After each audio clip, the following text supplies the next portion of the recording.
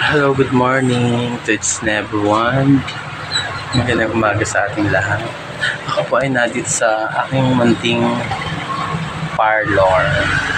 Parlor po. So,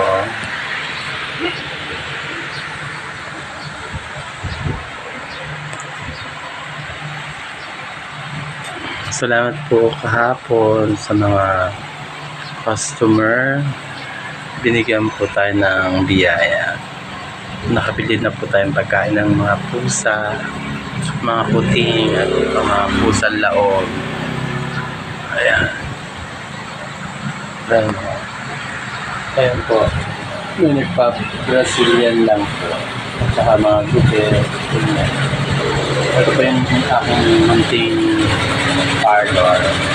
Yung pinagkakakitaan ko sa araw-araw na pambili ng pagkain.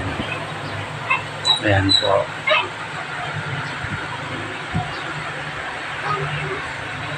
Ang dami ko ng puti. Tayo po ay nagkakaedad na. Ano po ako? 50 years old. Going to 51. This is coming January 14. Magka-color na po ulit tayong hair kasi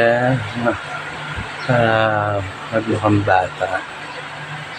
Kahit tayo may edad na, kailangan i-cover pa rin natin ang ating itatago natin hanggat maaari para hindi naman tayo hard,